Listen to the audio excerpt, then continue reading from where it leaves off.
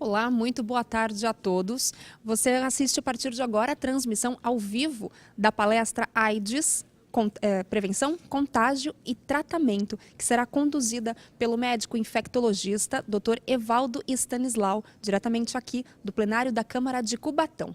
O mês de dezembro é considerado o dezembro vermelho, que alerta sobre o contágio de doenças sexualmente transmissíveis. E essa a palestra faz parte de uma das ações durante todo esse mês. A transmissão acontece no canal 9 da NET, também pode ser acompanhada pelo facebook.com/TV Câmara Cubatão. A palestra começa em instantes.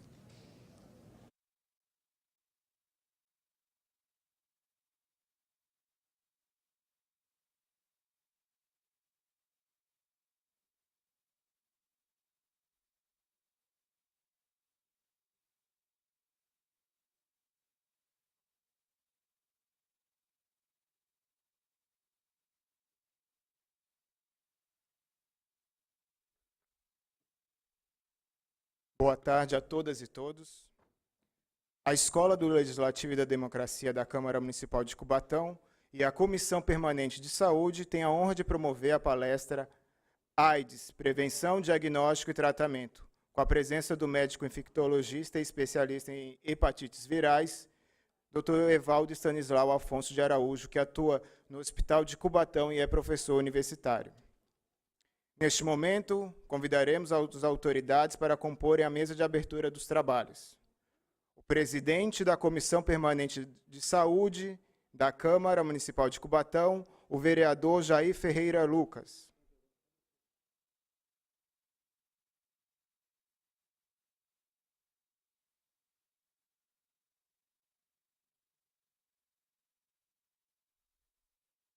A diretora secretária, a doutora Vanessa Alves Mesquita Toledo.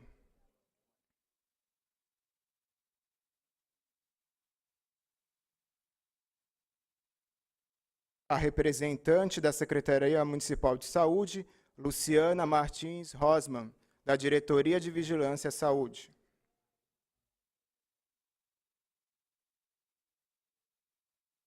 O coordenador da Escola do Legislativo e da Democracia, o Procurador Legislativo Douglas Predo.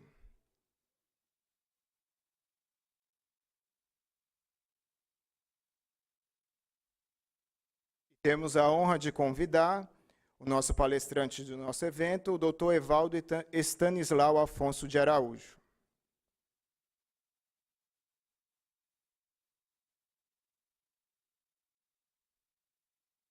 Convidamos agora para, em nome da Câmara Municipal de Cubatão, proceder à saudação inicial à diretora secretária Vanessa Alves Mesquita Toledo.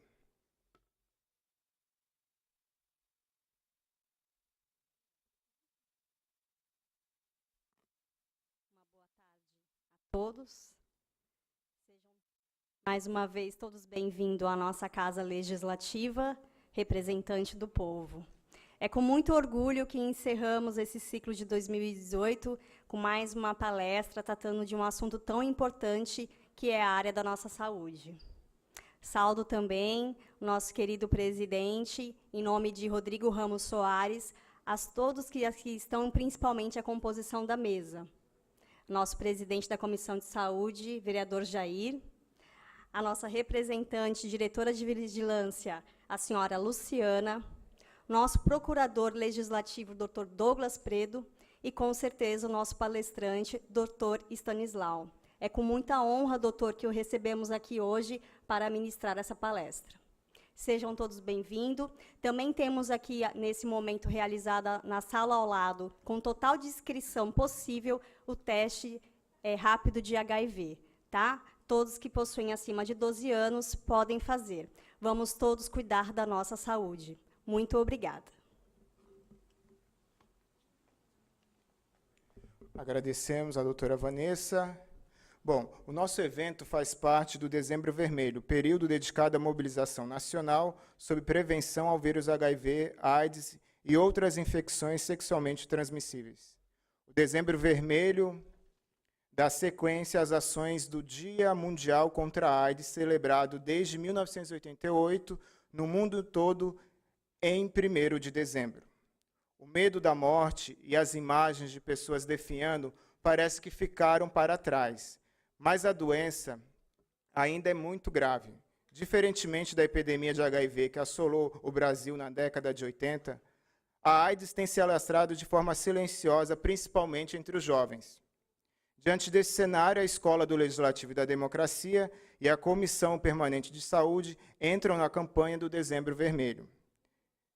Agora exibiremos um vídeo produzido pelo Departamento de Vigilância, Prevenção e Controle das IST, do HIV/AIDS e de outras hepatites virais do Ministério da Saúde.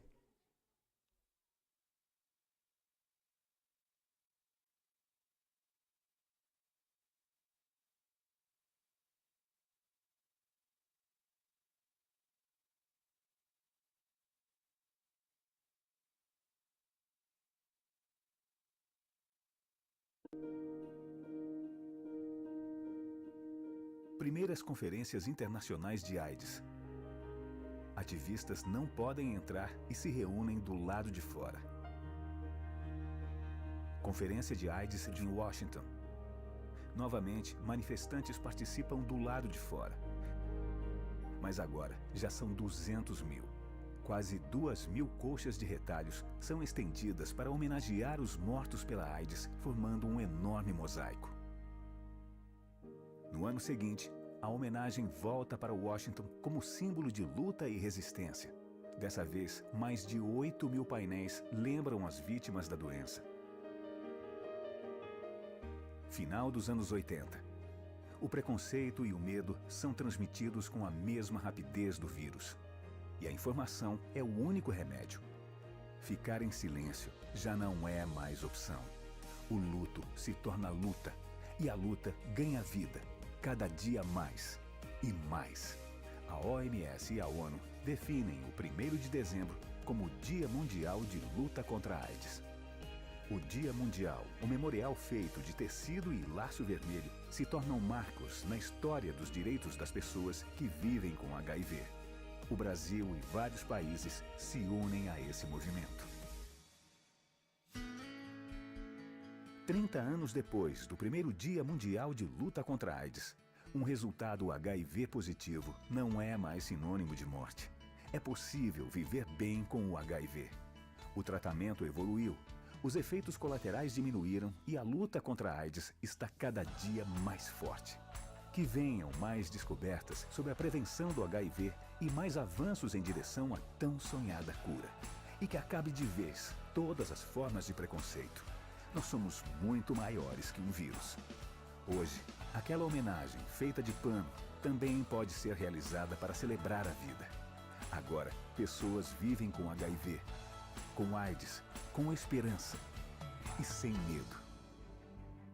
Neste aniversário de 30 anos do Dia Mundial de Luta contra a AIDS, o Brasil vai ter mais um capítulo dessa história para lembrar as conquistas na luta contra a AIDS e inspirar um mundo de respeito às diferenças, sem estigma, sem preconceito, sem discriminação. Por meio de uma plataforma digital, mensagens de apoio são enviadas. As pessoas escolhem imagens prontas, enviam fotos ou criam suas próprias homenagens.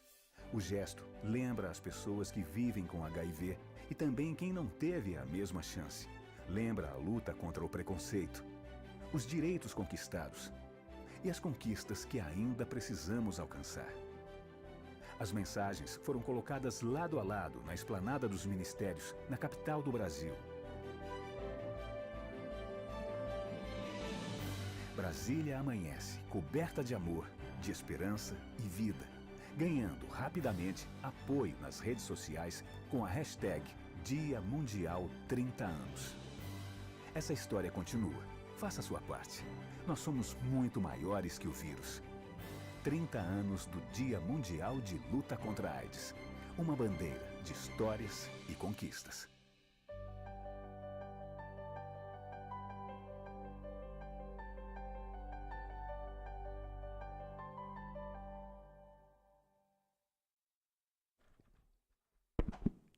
Bom, gostaríamos de registrar a presença do vereador Marcinho. Neste momento, convidamos o doutor Evaldo Stanislau para conferir a a sua palestra. O Dr. Evaldo Stanislau possui graduação em Medicina pela Faculdade de Ciências Médicas de Santos. Tem mestrado em Moléstias Infecciosas e Parasitárias pela Faculdade de Medicina da Universidade de São Paulo e doutorado em Moléstias Infecciosas e Parasitárias pela Faculdade de Medicina da Universidade de São Paulo. Ele também tem experiência na área da medicina, com ênfase em doenças infecciosas e parasitárias, atuando principalmente na área de hepatites virais, infecções hospitalares, além de experiência na área de gestão em saúde, terceiro setor e consultoria a órgãos multinacionais, governos e sociedades científicas. O nosso palestrante também foi chefe do Serviço de Infectologia e também da Comissão de Controle de Infecção Hospitalar do Hospital Ana Costa. Ele criou o pioneiro ambulatório da Liga das Moléstias Infecciosas da Faculdade de Ciências Médicas de Santos. Além disso, o doutor foi consultor da Secretaria de Atenção à Saúde no Ministério da Saúde e auxiliou na consolidação da Lei das Hepatites, que representou um grande avanço nas ações de combate à doença. Evaldo Stanislau também atuou como consultor da Organização Mundial da Saúde. E, por fim, Evaldo também atuou como vereador na Câmara Municipal de Santos de 2013 a 2016. Com a palavra, o doutor Evaldo Stanislau. Obrigado. Boa tarde a todos. E a quem nos acompanha pelo vídeo, e quem acompanha em outros horários por rede social também, muito obrigado pela participação.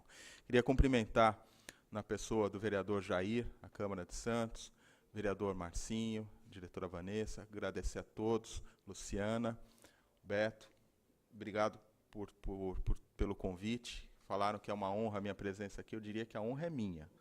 E vou partir direto para o tema e vou dizer por que a honra é minha.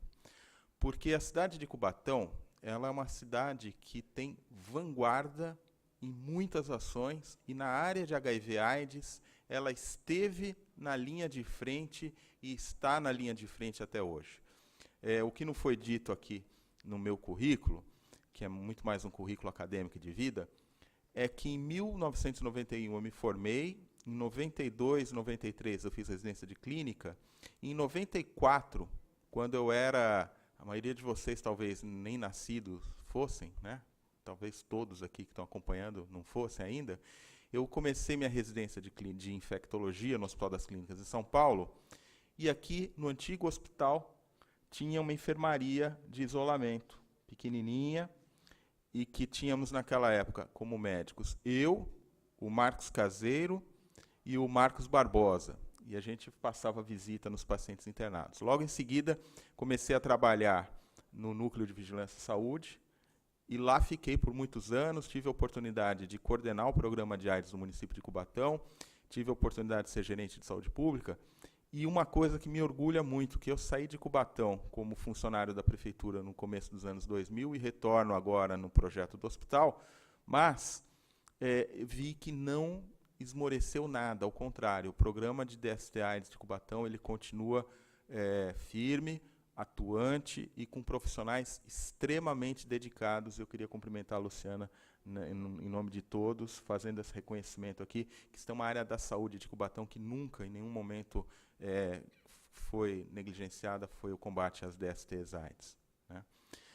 Isso dito, eu queria contar um pouquinho da história do HIV. Vocês viram no vídeo, que é um vídeo bastante importante, que esse ano foi o 30º Dia Mundial de Luta contra o HIV/AIDS.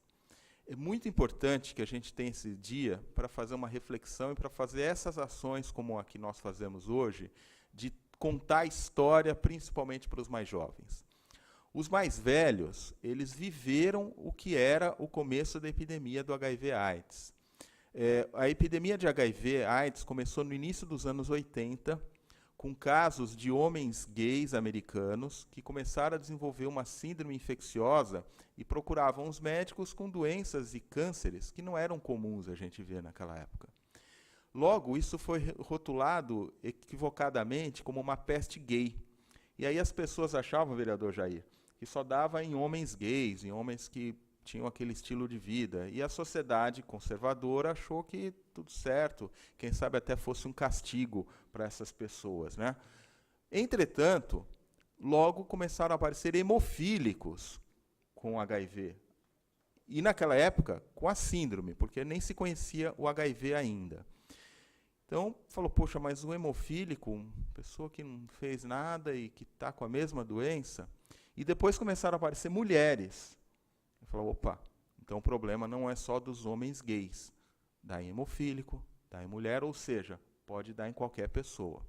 Mais ou menos em paralelo, no Instituto Pasteur na França, em 83, a Barré-Sinoussi e o Robert Gallo, nos Estados Unidos, e o Luc Montagnier também no Instituto Pasteur, participaram de um núcleo que descobriu um vírus que inicialmente foi chamado de HTLV3 e que depois se renomeou para HIV. E os testes sorológicos começaram a ser feitos, então a gente já tinha uma doença e a gente já tinha um agente causador. E por ser um vírus, começou a se explicar, então, por que aquelas pessoas pegavam. Era uma doença que se transmitia por relações sexuais, e os hemofílicos mostravam que era uma doença que também se transmitia por transfusão de sangue. A partir daí foi montada uma cadeia de diagnóstico e de cuidados, mas a gente era muito ignorante. Eu me formei médico nos anos 80, eu entrei na Faculdade de Medicina nos anos 80, então eu fui adolescente nos anos 80 e entrei na faculdade nos anos 80. E o que pode descrever essa década dos anos 80 é medo. Todo mundo tinha muito medo de pegar HIV e de quem tinha HIV. Então, o vereador Jair, acho que regula comigo de idade, deve lembrar que quando a gente era mais jovem, que ia para o que a moçada hoje chama de balada, tinha uma tal da loira da AIDS, que você saía, achava que tinha conquistado uma loira bonita, passava a noite com ela e no dia seguinte ela escrevia no espelho assim, bem-vindo ao mundo da AIDS. Né? Isto era uma lenda urbana que apavorava os jovens, né? Todo mundo tinha medo. E, em relação à assistência médica, os pacientes com HIV eles eram tratados como pessoas altamente infectantes. Então, eles ficavam em quartos isolados e, para a gente entrar para vê-los, tinha que pôr quase que uma roupa de astronauta. Nos anos 90, esta parte do medo ela se desarmou um pouquinho e começou a ficar muito grande o número de pessoas com HIV/AIDS. E o que aconteceu? As enfermarias elas se transformaram em verdadeiros depósitos de pessoas. Era muito triste, você ia naquela área mais esquecida do hospital e era lá que estavam as pessoas que tinham HIV. E, normalmente, o funcionário que fazia alguma coisa errada era ele que era castigado e tinha que cuidar da pessoa que tinha HIV. E algumas almas caridosas, alguns bons funcionários que também se dedicavam e iam voluntariamente para aquele setor. Nessa época, eu virei médico. E, nessa época, eu aprendi que a outra palavra com que a gente poderia definir o HIV é coragem. Porque essas pessoas elas tinham uma coragem que eu acho que se juntar todo mundo que está aqui nesse auditório hoje, eu inclusive, nós não vamos ter a coragem que aquelas pessoas tinham. Porque naquela altura do campeonato, HIV era uma doença mortal, não tinha tratamento. Aquelas pessoas sabiam que era uma questão de tempo, maior ou menor, mas elas morreriam de HIV. Tanto que morreram muitas personalidades que a gente conheceu. Né? Os mais novinhos não vão conhecer, mas tinha muito artista famoso, tanto do estrangeiro quanto do Brasil, que morreu de HIV, alguns publicamente, como foi o caso do Cazuza, que ficou emblemático. A gente viu o Cazuza de galã, né? Agora eu vou denunciar a minha idade aqui, o Lauro Corona. Vocês lembram do Lauro Corona também? Lauro Corona era um ator global, bonito, galã, e aí morreu de HIV também. Mas, para não dizer que não falei das flores, tinha a Sandra Brea, que era também uma atriz muito bonita, foi vítima do HIV. Mas essas pessoas tinham, os anônimos e os famosos, a coragem de conviver com HIV, de falar que tinham HIV, de lutar para que a doença fosse melhor compreendida, pesquisada. Mas nós, médicos, eu recém-formado, a gente não tinha muito o que fazer. Na cidade vizinha, em Santos, começou a se organizar uma resposta brasileira ao HIV, e aquilo foi muito corajoso. Um amigo meu, grande amigo meu, que está até hoje no OMS, o Fábio Mesquita, montou ali um programa de troca de seringas, de redução de danos. A gente começou a fazer o que dava. E aí, até que em 1996, surgiu numa conferência médica, obrigado, o famoso coquetel. E o coquetel, naquela altura do campeonato, era um remédio complicadíssimo para se tomar, porque eram muitos comprimidos, em muitas doses, só que o coquetel ele fez uma coisa para as pessoas que viviam com HIV. Ele deu a vida a essas pessoas. As pessoas deixaram de morrer de HIV. Então, rapidamente, quem eram aquelas pessoas que estavam muito doentes, elas começaram a ficar saudáveis de novo. A um preço muito alto, porque o coquetel era difícil de tomar. E aqui eu vou dizer de novo de Cubatão. Cubatão foi uma das primeiras cidades do Brasil, nessa altura eu já trabalhava aqui, que teve o coquetel. Eu aprendi a usar o coquetel contra o HIV, aprendi a tratar doentes com HIV aqui em Cubatão, nesse núcleo de vigilância e saúde, onde a gente tratava muito. E aqui, num auditório ao lado, entre a Câmara e a Prefeitura, eu organizei uma conferência de HIV/AIDS, numa dessas ocasiões de celebração da luta contra a AIDS, que vieram autoridades do Brasil inteiro, foi uma das melhores conferências de HIV que a gente já viu, foi regional, e vários municípios vieram, foi Cubatão que sediou. E ali começou a virar o jogo. E de lá para cá, o que a gente observa? O coquetel foi se modernizando, se transformando, a ponto de hoje ser possível a gente tratar um paciente que tomava minimamente 20, 25 comprimidos por dia, entre coquetel e remédios para evitar algumas infecções, a tomar um comprimido por dia. Um comprimido por dia. A gente vê as nossas enfermarias de hospital dia, que era onde os pacientes iam para tomar remédios e tratar suas infecções, serem fechadas. E a gente vê as estatísticas de HIV se transformarem, e HIV/AIDS, que já foi das principais causas de morte, hoje ser uma doença relativamente controlada. Eu trabalho no Hospital das Clínicas em São Paulo e lá a gente ainda vê muita gente doente, mas são as pessoas que descobrem tardiamente. No meu consultório, nos ambulatórios onde os pacientes vão com regularidade, eu digo que nós não temos mais pacientes, a gente tem amigos, que são pessoas que vivem com HIV. E esse é o termo correto, pessoas vivendo com HIV, porque só morre de HIV hoje em dia quem não se trata. Só que toda a modernidade, ela tem um outro lado da moeda, que é que a gente começa a ficar negligente. Se tem remédio, se tem controle, e principalmente vocês mais jovens, que não viveram o que era a AIDS mesmo, naquela época que morria todo mundo, eu começo a me descuidar. Porque eu ouvi dizer que se eu pegar HIV, tudo bem, tem remédio, eu me controlo. Não é bem assim, gente. Não é legal viver com HIV. É muito melhor a gente viver sem HIV.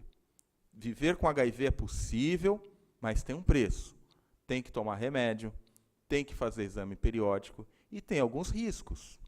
Pessoas que têm HIV, elas têm mais risco, por exemplo, de ter doenças metabólicas, de ter doença do tipo do diabetes, do colesterol alto, do triglicérides alto, doenças ósseas, doenças neurológicas e de morrerem mais cedo por outras causas. Então, o HIV, ele leva no paciente que vive com HIV a um estado de inflamação crônica e, com isso, o paciente ele tem uma série de complicações a longo prazo. Por isso que a gente fala para vocês jovens, tem que se prevenir, não pode viver com HIV. E os que já estão vivendo com HIV há muito tempo, eles estão envelhecendo com HIV. Então, hoje, grande parte das pessoas que têm HIV já está com mais de 50 anos, alguns já com 60, e daqui a pouco, grande parte deles vão estar na casa dos 70. Então, você, velhinhos vivendo com HIV. E esta é uma realidade. Tá? O HIV vai virar uma doença de dois polos.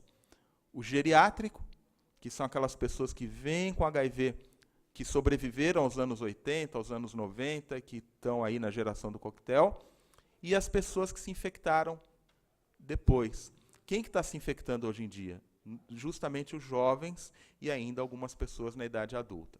Então, a prevenção é necessária. E para falar de prevenção, a gente tem que combater alguns mitos. Primeiro deles, hoje é possível prevenir o HIV sem o uso da camisinha. Sim, é possível, mas não é desejável. Existe um remédio, o próprio coquetel que a gente usa, que se ele for usado depois de uma exposição de risco, então, saí, tive uma relação sexual de risco. Saí com meu parceiro ou parceira habitual que tem HIV, estourou uma camisinha, tive uma possível exposição. Sou profissional de saúde, tive um acidente com sangue. Qualquer situação de vulnerabilidade, se procurado o serviço de saúde num tempo ótimo, tem remédio para usar depois da exposição com alta eficácia. Mas, recentemente, a gente começou a fazer o que a gente chama de PrEP, que é antes da exposição você tomar o remédio e estar protegido. Então, existem muitos estudos que mostram que é altamente eficaz, protege, é mais um avanço na luta contra o HIV, mas não é isolado. A gente precisa continuar usando camisinha. Por quê? Porque senão tem outras infecções sexualmente transmissíveis, como a sífilis, que está aumentando muito, como o herpes, como a uretrite, sobretudo a uretrite gonocócica, que tem uma gonorreia resistente aos antibióticos e que as pessoas pegam. O HPV, que apesar da vacina ainda muita gente tem, e o HPV em várias regiões do nosso corpo, com comprometimento, risco de desenvolver câncer depois. Então, pessoal, prevenção hoje, ela é o que a gente chama de prevenção combinada. Ela é um misto de medidas de barreira, medicamentos e comportamental, por que não? Eu não sou um sujeito, e estou longe de ser uma pessoa conservadora, eu acho que a gente tem que ter e encarar a vida de uma maneira normal, com várias situações que se colocam para a gente, e todas têm uma explicação, um porquê, e não necessariamente precisam ser rotuladas como alguma coisa anormal, mas conselho que eu dou para as pessoas e para os jovens, procurar ser seletivo nas suas relações sexuais.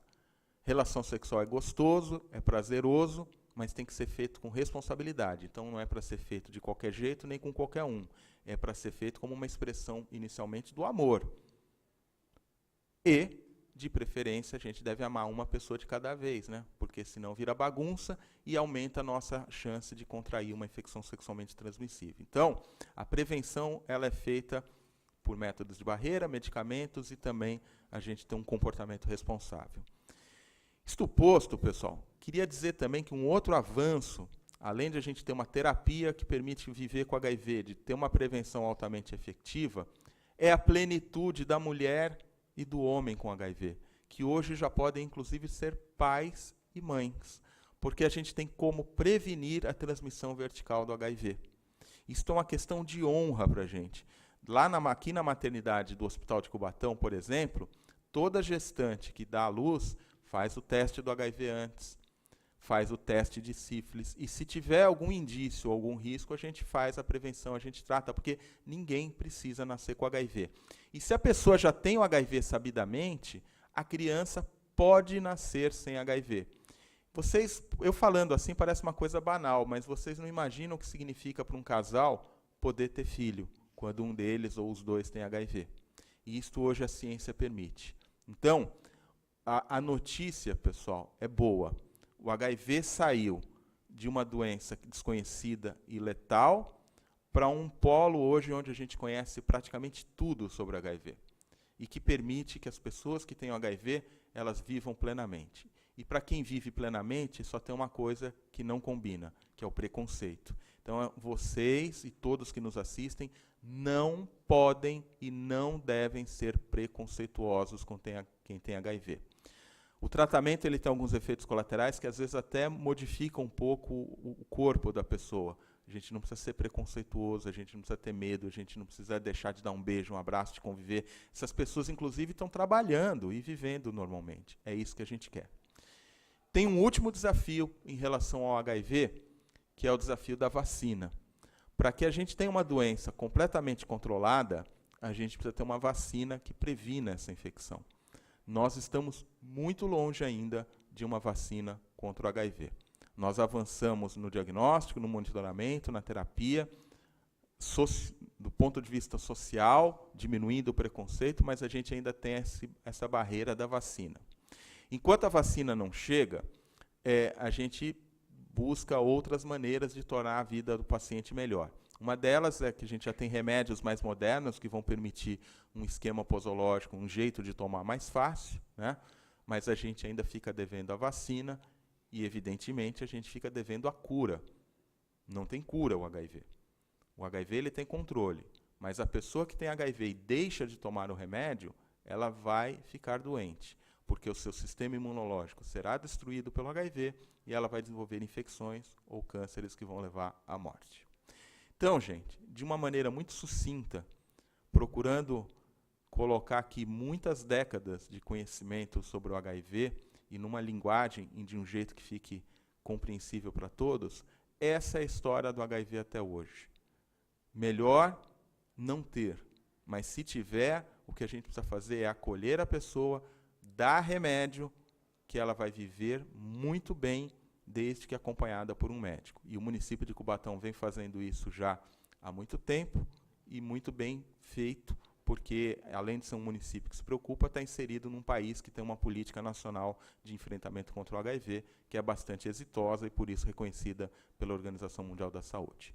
Então, eu queria, mais uma vez, agradecer o convite, a oportunidade de estar aqui com vocês, lembrando desses aspectos, e, se tiver tempo, eu gostaria de ficar à disposição aqui por mais uns minutos, se alguém da plateia ou alguém da mesa quiser fazer alguma colocação ou tirar alguma dúvida. Muito obrigado.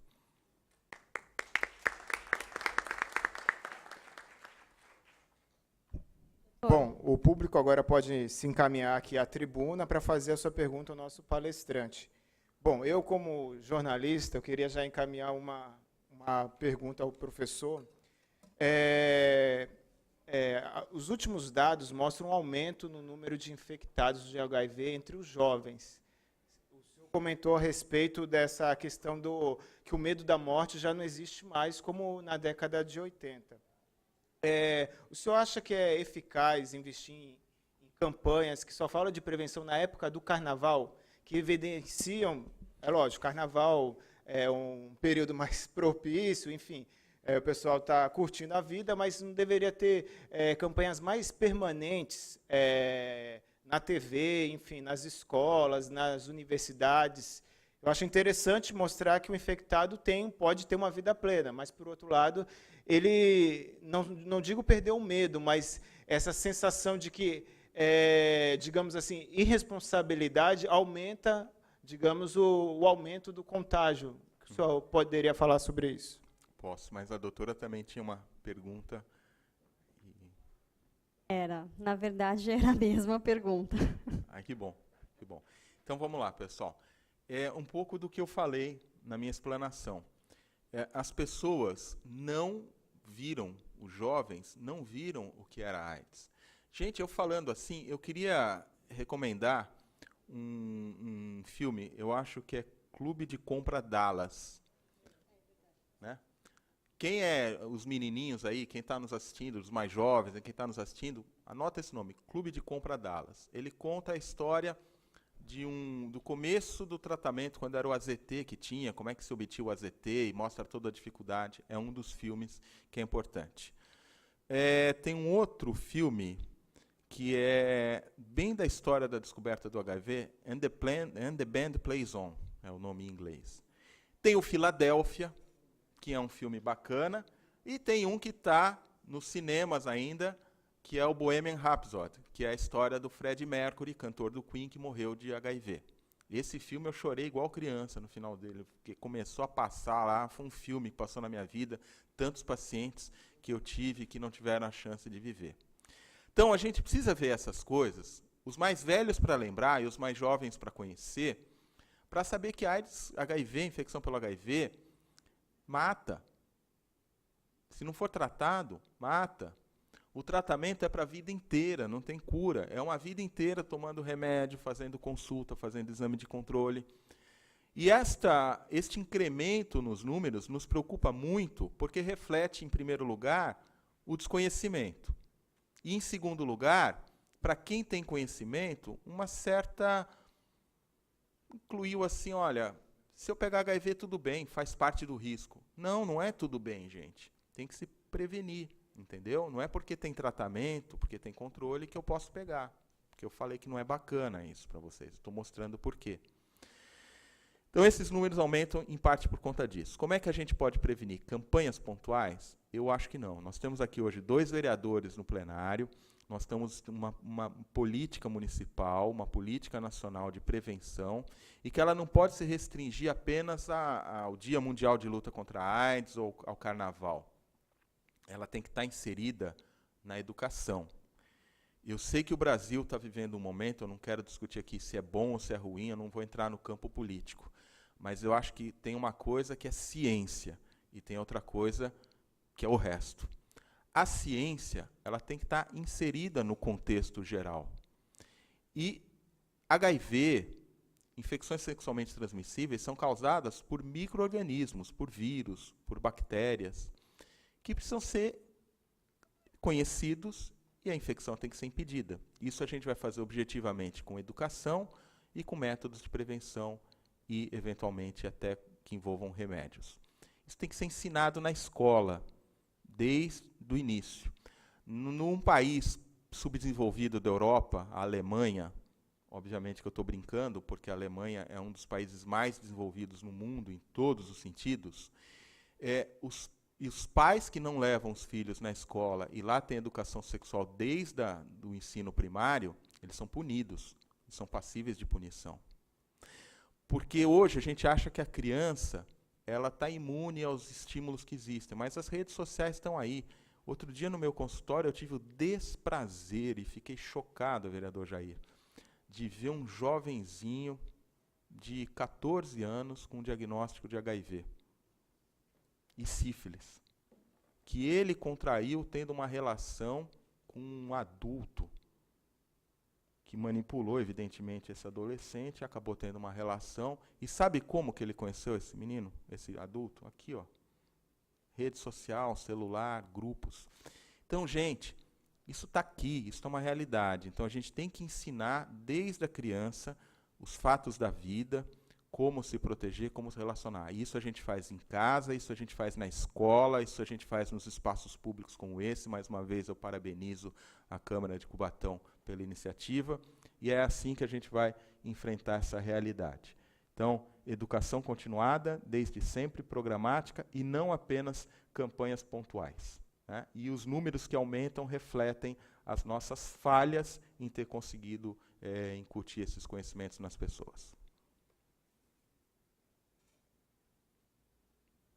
Queria aproveitar ainda sobre esse assunto. É uma causa que me dá bastante medo entre os jovens é realmente a não vivência desse período que eu também vivi, compartilhei em 1980. Sobre a modernidade, que ocorre muito, vou determinar o lugar certo mesmo, nas baladas e nos bailes funks, né? Que nós vemos assim uma total falta de cuidado entre os jovens, né? Eu acho também que a falta do temor causa, de fato, diretamente a grande ampliação da doença, e não só do HIV, mas também sífilis e também da gonorreia, né? O senhor acha que falta um pouco mais disso de explanação dessa educação entre os jovens? Ou isso seria mesmo uma falta de temor e inserção desse temor na vida desses jovens? Já que hoje tem-se a ideia de que tudo bem, porque realmente tem-se a ideia de que tudo bem mesmo, né? O que o senhor tem a dizer sobre isso? Eu acho muito bom a gente discutir isso, mas eu só discordo no final, a inserção do temor. Eu acho que a gente não tem que incutir medo nas pessoas, a gente tem que informar as pessoas, né, dos riscos. Eu acho que um adulto maduro e bem formado, ele tem uma coisa que a gente chama de livre-arbítrio. Ele informado, consciente, ele sabe os riscos que ele corre, e ele tem o livre-arbítrio de correr ou não. Mas um jovem, numa situação como essa descrita, ele ainda não tem maturidade suficiente para tomar essa decisão. Então, ele tem que ser protegido, né? Protegido por informação e protegido por acesso a mecanismos efetivos, operacionais de proteção. Primeiro mecanismo, distribuição do preservativo. Preservativo tem que ter aos montes todo mundo, tá? Os meninos que estão aí, as meninas que estão aí, tem que ter preservativo na bolsa, na carteira, no bolso, né? Tem que andar com preservativo. Porque na hora do vamos ver, às vezes, o preservativo estoura, preservativo acaba e está naquela situação, né? Poxa, eu vou deixar passar essa oportunidade? Se não tiver o preservativo, vai ter que deixar passar a oportunidade, sim. Então, a primeira coisa é ter o preservativo. Segunda coisa é informar, como eu falei há pouco, que existem outros métodos de prevenção. Por exemplo, deu tudo errado, eu acabei tendo uma situação de risco. O que eu faço? Vá o mais rápido possível na Rua Dom Pedro I, 104, no Núcleo de Vigilância à Saúde, procure um profissional de saúde lá treinado, porque vai receber profilaxia pós-exposição, para não pegar HIV, e vai ter um segmento sorológico. Ou, o meu comportamento é de risco, eu sei disso, eu dou PT toda hora, né? Não é isso que a turma fala? Deu PT, tomou todas e deu PT, perda total, ficou fora. Então, se a pessoa tem esse comportamento, ela pode se prevenir antes, fazer o uso do PrEP, né? Porque aí se der PT, pelo menos ela está protegida do HIV. Eu estou tentando quebrar um pouco a sisudez do tema, para vocês entenderem, mas para falar de um último aspecto nisso, que eu acho que é essencial. É isso aqui, ó, consciência. Quando a gente tem qualquer coisa que a gente faça fora da nossa razão, qualquer coisa, desde comprar um carro, porque achou o carro bonito, tal, mas está acima daquilo que a gente pode, até comprar uma camiseta e já usar o cartão de crédito, né? Tá no Natal, todo mundo com amigo secreto, estourando cartão de crédito, estourando cheque especial. A gente tem que ter razão naquilo que a gente faz. Imagine uma relação sexual. E quem que tira a nossa razão nesse cenário que foi colocado? Álcool e drogas. Então, numa relação sexual sob efeito de álcool e drogas, a gente fica mais vulnerável, porque você esquece de pôr a camisinha, não coloca a camisinha direito, ou nem sabe o que fez. Então, é muito complicado realmente essa prevenção nessa situação que foi descrita, de festa, baile funk e tal, sem preconceito, com bastante realidade. Então, o que eu posso aconselhar? Vai, ir na festa é bom, ir no baile funk é legal, estar com os amigos é sensacional, mas sempre com responsabilidade, para não perder a consciência, não perder o domínio daquilo que está fazendo, mas com informação. Se deu PT, se errou, perdeu a mão, se teve uma exposição de risco, fazer a PEP, procurar um serviço de saúde, aqui em Cubatão tem, para ser orientado por um profissional, tomar o remédio de prevenção e fazer o segmento sorológico para ver se não houve uma exposição nem ao HIV, nem a outros agentes sexualmente transmissíveis. Respondi?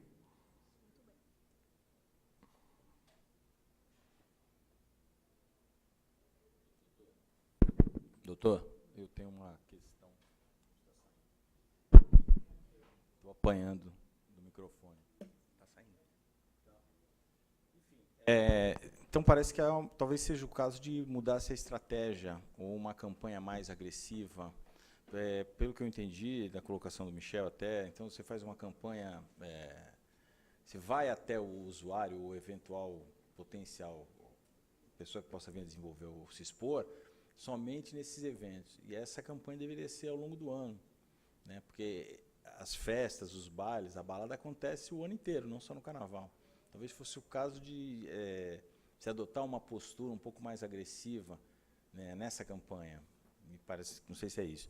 Mas o que eu queria perguntar para o senhor talvez fosse até um pouco do nosso enfoque aqui, um pouco mais no contexto global. O senhor citou a Alemanha, no começo do filme, eles mostraram as conferências internacionais, onde, na época, os militantes não podiam comparecer.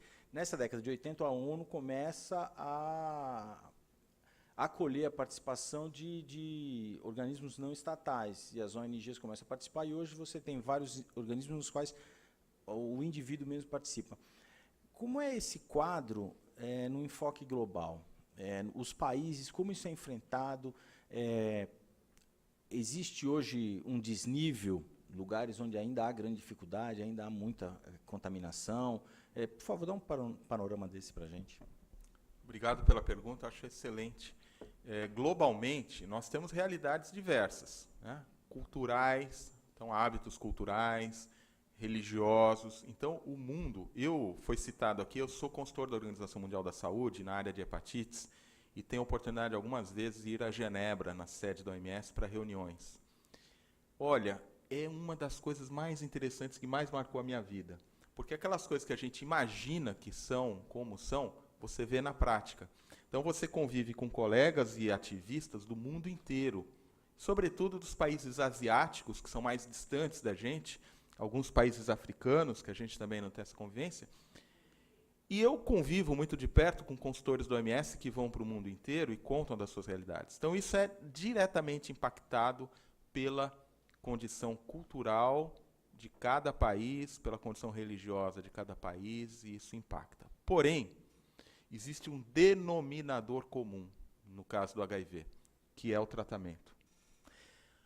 Hoje, com o coquetel contra o HIV, eu vou chamar de coquetel para simplificar, lembrando que o coquetel hoje pode ser 1 ou 2 comprimidos só. Mas o coquetel contra o HIV, ele está disponível hoje no mundo inteiro, e este é um exemplo que começou no Brasil e em alguns outros países líderes, e hoje a gente tem um medicamento genérico do HIV. Então, os genéricos de HIV que são disponíveis globalmente, eles mudaram a história da AIDS, mesmo na África, que era um continente ainda negligenciado, onde se morria muito de HIV. Então, hoje, a realidade global é de HIV em queda, morte por HIV em queda e acesso à terapia homogênea para todo mundo, graças a essa liderança importante da Organização Mundial da Saúde, com o aceite dos países membros e com essa política de medicamentos genéricos. Claro que dizem que chegar na liderança é difícil, mas mais difícil do que chegar na liderança é se manter na liderança. Se a gente deitar nos louros do que a gente conquistou até hoje com HIV e não fizer a manutenção, a adequação para as novas questões sociais, políticas, econômicas que se colocam, a gente vai, em breve, enfrentar um retrocesso, como já foi apontado aqui, que a gente está vendo jovens aumentando, em alguns casos, alguns grupos específicos.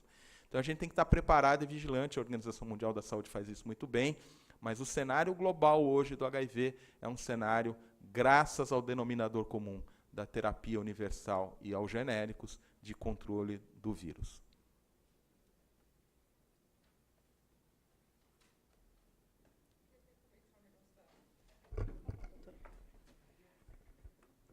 Que a gente está falando bastante de prevenção e quais as estratégias de prevenção, e aí eu queria só comentar um pouquinho como é que o município tem trabalhado essas questões.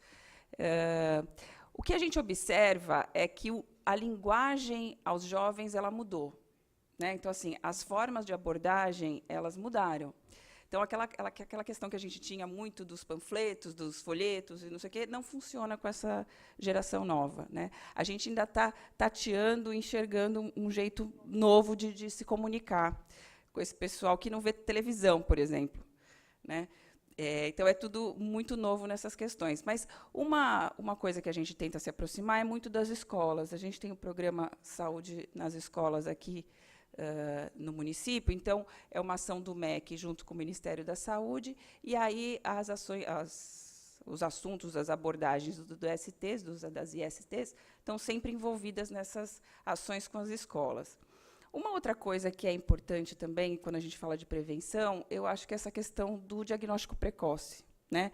Então, assim, proporcionar o teste rápido que a gente tem hoje, para todas as unidades de saúde, facilitar esse acesso, além do CTA, que é um serviço que a gente tem lá, de testagem, facilita muito. Então, você fazer um diagnóstico precoce, saber que você tem e tratar, diminui muito a chance de você transmitir para outras pessoas. Hoje, a gente sabe que quem trata adequadamente tem uma quantidade de carga viral tão reduzida que ela fica indetectável nos exames.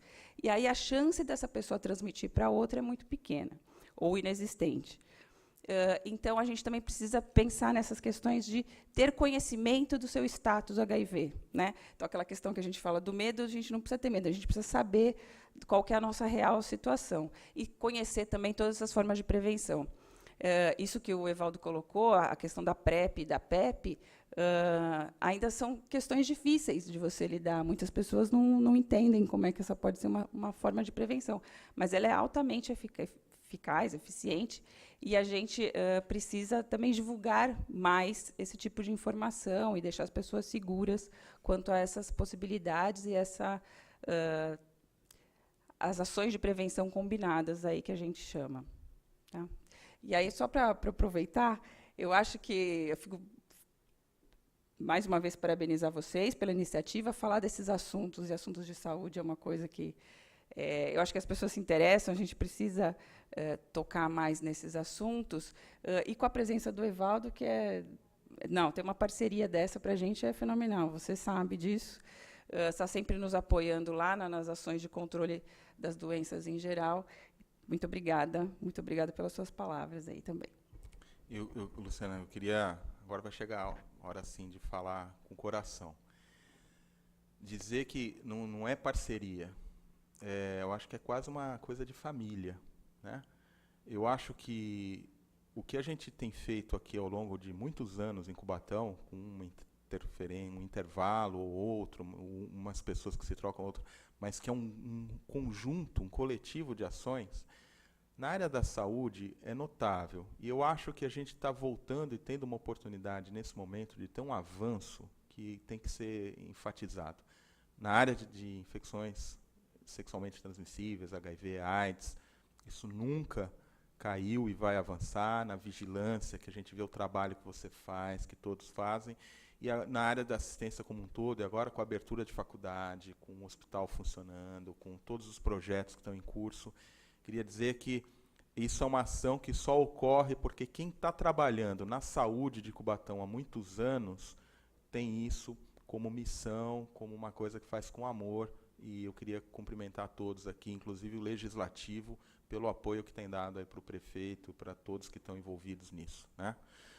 Quanto à tua questão inicial, eu queria enfatizar o que a Luciana falou, que eu acho que essa questão do tratamento, foi bom ela levantar essa bola, que hoje a gente teste e trate. Teste e trate. Antigamente, a gente esperava uma determinada condição para dar o remédio para o HIV. Hoje, a gente trata todo mundo, porque a gente sabe que quem tem HIV, toma o coquetel e está com a carga viral indetectável, não transmite HIV. Então, vou repetir. Quem tem HIV, trata e está com a carga viral indetectável, não transmite o HIV. Isso faz toda a diferença, porque uma das estratégias de prevenção mais importantes e vencedora é tratar todo mundo. Porque se todo mundo que tem HIV tiver com a doença controlada, o vírus não vai ter oportunidade de circular. Vocês compreenderam? Então, o negócio é diagnosticar e tratar mesmo. Então, não tem que ter medo de fazer o teste, está tendo testagem aí fora, quem nunca fez, faça, porque se descobrir o HIV, não é legal, vai dar aquele impacto, mas vira a página, começa o tratamento e a vida que segue, né? E aí, quem sabe, quem tem o HIV vai ter oportunidade até de repensar a sua vida. Eu não tenho um nem dois, são vários pacientes meus que dizem que, guardadas as proporções, hoje, depois que eles souberam que tem o HIV e se cuidam, a vida deles é até melhor do que era antes. Eles são pessoas mais atentas, mais saudáveis, mais amorosas, que valorizam mais essa coisa que a gente tem chamada vida, né? Que a gente não sabe se é essa ou se tem outras só depois, né? Isso é uma questão religiosa, mas a vida que a gente tem que ser valorizada, e as pessoas que vivem com HIV valorizam muito isso, né? Então, essa lembrança da Luciana foi excelente. Testar e tratar é uma das medidas de prevenção mais importantes que tem. E, Luciana, eu queria dizer que a honra é minha, essa parceria é mais que parceria, é irmandade.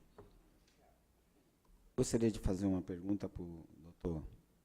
Doutor, referente aos idosos, nós temos aí acompanhado o trabalho na área da saúde, e a gente vê também um crescimento na parte dos idosos, até porque nós falamos das baladinhas, então os idosos costumam ter o baile da terceira idade e outras ações ao qual o idoso acaba se relacionando. E o senhor tem acompanhado todo este acompanhamento, crescimento, o que o senhor tem a dizer para aqueles idosos que, de repente, ele há muito tempo ele tem feito seus tratamentos, mas não parou para fazer o exame para verificar a questão do soro positivo, negativo. E a gente gostaria de saber, o senhor tem aqui, por exemplo, aqui na cidade de Cubatão. Vereador Marcinho, obrigado pela pergunta. De novo, outra pergunta extremamente importante. Falar dos idosos. Eu não tenho os dados da cidade de Cubatão, mas idosos, HIV não tem idade. A gente luta para que as crianças que são inocentes, que só tem um jeito de pegar HIV, que é nascer com HIV, de uma transição vertical, e a gente tem medidas para evitar isso, ou se forem vítimas de um abuso, de uma violência, isso é crime, e a gente tem que combater. E os idosos, eles estão vulneráveis como qualquer pessoa.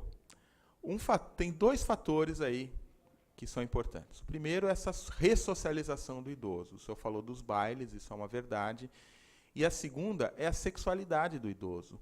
Que antes a gente achava que o idoso, que o vovô e a vovó não tinham relação. Eles têm. E essas pílulas anti-disfunção erétil contribuíram muito para isso. Porque hoje o homem que tinha sua vitalidade comprometida, hoje ele é um homem viril de novo e passa a ter relações. E com um viés muito grande, que a geração dos mais idosos não foi habituada a usar o preservativo. Ou se acha imune a isso. 2 erros, não usar o preservativo e se julgar imune à infecção pelo HIV. Então, as pessoas se infectam na terceira idade, ou as pessoas vivem com HIV de maneira assintomática e chegam na terceira idade, né? Ou não se trata adequadamente, tem lá uma carga viral e tal. Então, o HIV na terceira idade é um problema, ele cresce nos 2 extremos, como foi dito, no jovem, sobretudo o homem que faz sexo com homem jovem, o jovem gay, e cresce também na população mais idosa, mulheres e homens. E a gente tem que estar atento a isso. Eu digo para os meus alunos, eu digo para os meus residentes, eu digo às pessoas com quem eu trabalho, que o exame de HIV ele deve ser feito. Enquanto a gente falava que a Luciana perguntava alguma coisa, chegou uma mensagem do hospital de um caso lá, com uma situação aguda, eu escrevi, tem que pedir HIV, não importa a idade. Tá? Então, vereador, muito boa a sua colocação, tem que ter medidas de educação e prevenção específicas para essa faixa etária, e sim, o HIV é um problema na terceira idade. Só para completar assim, a questão dentro do município, a gente tem alguns casos entre os idosos, mas esse aumento, aí, se a gente for olhar dos últimos 5 anos, a população que chama mais atenção mesmo para nós, assim como no país como um todo, são os jovens, menores até de 20 anos, e especialmente os que fazem sexo, homens que fazem sexo com homens. Essa é a população que mais cresce, assim, o número de pessoas com HIV no nosso município. Completar para fazer uma pergunta para a Luciana. Você tem esse número de crescimento na cidade de Cubatão? Até porque na gestão anterior, na época, o secretário, ele passou até, na época, um número assustador. Crescimento absurdo. E, atualmente, eu não obtive ainda da Secretaria de Saúde esse número do trabalho dentro da prevenção e quais são as pessoas que ali hoje foram detectadas, que é soro positivo. Hoje a Secretaria tem um número, né, e uma referência, jovens, adultos. A Secretaria de Saúde tem hoje? Tem, isso a gente tem. Eu não consigo te passar um número exatamente agora, mas o perfil nosso é esse, né? O número de casos HIV que a gente tem anualmente, ele é maior entre os jovens, né? E especialmente entre homens. As mulheres, a gente tem um número menor. A gente percebeu, há um tempo atrás, que havia uma feminização, que a gente falava da epidemia, mas o que a gente observa agora é que essa razão está mais desproporcional, ou seja, a gente tem um número maior de homens do que de mulheres. Outra coisa que a gente percebe também é que o número de óbitos ele baixou bastante, né, da década de 90, né, nos anos 2000 ele baixou bastante, e agora, em média, a gente não tem conseguido mais baixar tanto. Então, essa questão do diagnóstico precoce é importante para a gente mesmo. Morrem aproximadamente 10 pessoas de AIDS por ano no município. Agora, uma coisa que nos deixa contentes com o trabalho que vem sendo realizado é que a Secretaria Estadual de Saúde ela identificou os municípios que conseguiram alcançar alguns indicadores, entre eles ter uma taxa de incidência menor do que a do Estado de São Paulo. Então, a gente tem mantido uma taxa de incidência da doença menor do que o Estado de São Paulo, o que nos deixa muito contente, né? Quer dizer, a gente está conseguindo detectar algumas pessoas que têm HIV e fazer com que elas tratem, com que elas usem a medicação e não se tornem um caso de AIDS, né? Então, isso também é um trabalho que é interessante, a gente fazer essa detecção e manter para não ter casos de AIDS. Mas a detecção ela tem acontecido bastante entre os jovens. Eu vou providenciar esses números, vou ver se eu consigo já aqui e repasso, tá? Vereador, eu queria só complementar. Acabou de sair um boletim nacional de HIV/AIDS, saiu agora em dezembro, final de novembro, começo de dezembro. Historicamente, a Baixada Santista, Cubatão inclusa, ocupava as primeiras posições de incidência de HIV. Hoje, resta entre as 100 cidades com maior incidência no Brasil, o Guarujá. As outras saíram. Isso mostra um trabalho que vem sendo feito de maneira consistente, como a Luciana colocou. Queria também dizer que existem problemas sociais complexos. Eu já tive a oportunidade, nesse ano, de lidar com pessoas que têm HIV do município de Cubatão, internadas no hospital, e que não tomam remédio. Então, essa questão da adesão que eu falei, vão morrer menos pessoas se elas se tratarem, mas se não tratarem, elas vão chegar lá naquilo que a gente via nos anos 80. Então, talvez um trabalho que precise ser feito, e um olhar que essa casa, o senhor, os demais vereadores precisam ter, é para essa questão social, relacionada ao uso de drogas, à situação de rua, à vulnerabilidade social, porque essas são situações com que fazem com que a pessoa, mesmo tendo remédio, mesmo tendo serviço, ela não tenha adesão e acabe morrendo por conta do HIV e internando-se, inclusive, com muita frequência, que a gente tem observado ainda. E, para concluir, a Luciana falou de HIV, AIDS e tal, queria só dizer, conceituar. O HIV é o agente causador. AIDS é uma fase avançada da infecção pelo HIV, quando o sistema imunológico já é destruído e a pessoa tem alguma condição que ela não teria, uma doença que ela não teria se não fosse isso. A gente tem que lutar para que as pessoas não cheguem nesse ponto, porque quando ela chega, mesmo que ela volte e não morra, é mais difícil dali, naquele ponto.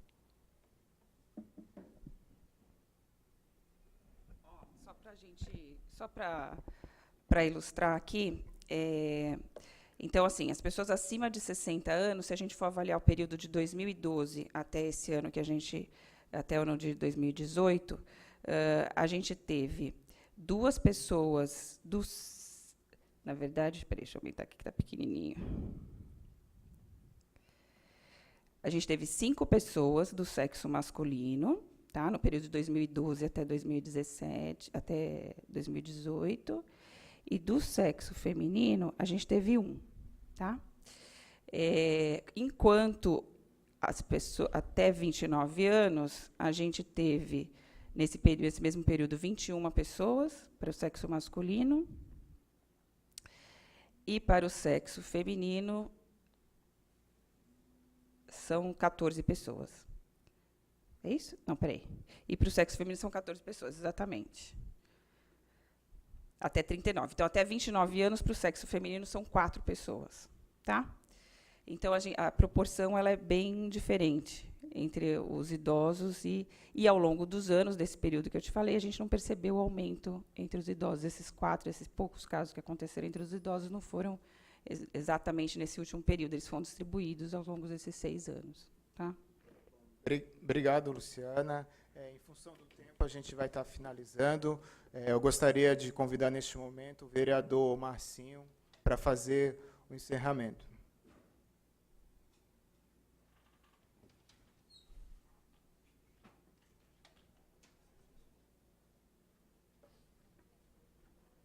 Já neste momento de encerramento, nós gostaríamos de fazer as nossas saudações, primeiramente parabenizando essa casa, através do presidente da Comissão de Saúde, Jair, a nossa diretora, a doutora Vanessa, diretora Luciana, doutor Douglas, também o nosso querido doutor Stanislau, que tem feito um grande trabalho no Hospital Municipal de Cubatão, a todos os participantes, o Campo de Cubatão, que sempre tem participado das audiências, principalmente quando envolve jovens. Então, a gente gostaria de agradecer a todos os jovens que aqui estiveram, que é de suma importância esse momento, né, para que tenha essas políticas, essas discussões, e para que nós possamos não guardar somente para nós, mas nós temos que levar para os outros. Então, tem nossos amigos, nossos familiares, né, aqueles que nós convivemos todos os dias. Parabenizar essa casa que trabalhou incansavelmente para que isso aconteça. Então, desde já, eu gostaria de parabenizar e agradecer a presença de todos.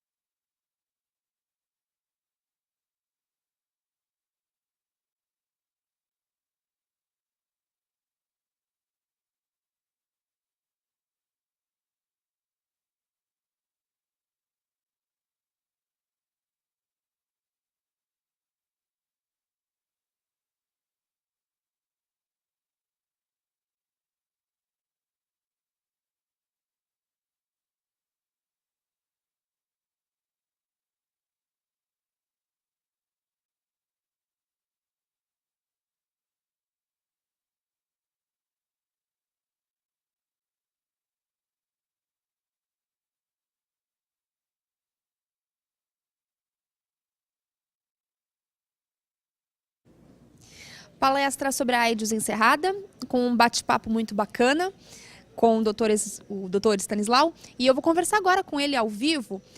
Doutor, é importante ressaltar sempre a importância da educação sexual nas escolas, né?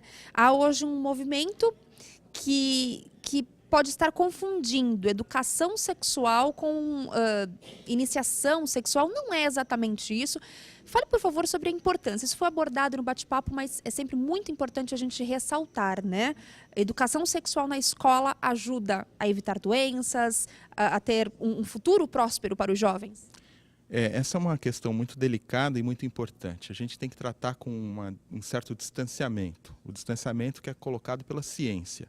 Nós estamos falando de fatos científicos, de micro-organismos, de vírus, de bactérias que são transmitidos e que são transmitidos por comportamentos relacionados a práticas sexuais, completas ou parciais. Para que isso não ocorra, as crianças precisam ser, a exemplo de outros países e até no próprio Brasil, serem informadas. Então, como você bem colocou, não é incentivo à prática sexual, mas é proteger as crianças através de informação equilibrada, adequada para a idade, transmitida por professores treinados para tanto, né, e que desmistifiquem um pouco esses aspectos ligados à sexualidade precoce, que é um fato, né, e que protejam as nossas crianças com todos os mecanismos possíveis, que vão desde o comportamento, de a criança saber identificar quando ela está exposta a uma situação de vulnerabilidade, de um eventual assédio, de um crime, até que quando a coisa seja consentida, ou se a gente já estiver falando de uma criança mais madura, de um adolescente, ele saber identificar como ele tem que se proteger através de que práticas, e que isso pode ser feito tanto pelo uso do preservativo, como o uso de alguns medicamentos sob orientação médica. E aí, a gente lembrar que a prevenção ela não deve ser feita apenas contra o HIV. Existem outras infecções sexualmente transmissíveis, como a sífilis, a gonorreia, sobretudo resistente, o HPV, que tem uma vacina hoje distribuída para uma determinada faixa etária, mas que ainda tem muita gente vulnerável. Então, isso tem que ser tratado pelos professores, pelas famílias, pelas pessoas com responsabilidade social, mas com uma maneira séria e baseada em dados científicos. E lembrando sempre que, para evitar o contágio de doenças sexualmente transmissíveis, é o uso do preservativo. O uso do preservativo é a base. Hoje a gente tem na prevenção do HIV a possibilidade de, depois de uma exposição de risco, sob orientação médica e num tempo ótimo, que não deve passar de 48 horas, quanto antes melhor, o uso de medicamentos de prevenção. Está sendo introduzida no Brasil o que a gente chama de PrEP, que é a profilaxia, a prevenção pré-exposição, né? Então a gente pode fazer essa prevenção combinada, que passa então pela camisinha, pelos medicamentos, por medidas de educação e comportamento. Saber sempre disso, estar sempre atento, né? E lembrando que a camisinha masculina, a camisinha feminina, não tem como dar errado, não é? Saber estar sempre prevenido e pensar sempre no futuro. Existe uma questão que foi abordada na palestra, que eu acho importante a gente colocar também, que é a vulnerabilidade. A gente tem que combater outros comportamentos. Por exemplo, o uso de álcool e drogas, ele aumenta a vulnerabilidade da pessoa a infecções, porque a pessoa não vai se proteger adequadamente. Então, eu digo para os jovens, digo para as pessoas que nos assistem, que a gente tem que manter a nossa consciência e, portanto, em situações de exposição a álcool e drogas, não usá-los, né? E o álcool, que é uma droga socialmente aceita, que seja feito um uso com moderação, a ponto de que a gente não perca a nossa consciência e nossa capacidade de julgamento e discernimento. Ter responsabilidade sempre. Exatamente. Muito obrigada, parabéns pela palestra. Você continua agora assistindo à programação da TV Câmara Cubatão. Boa tarde.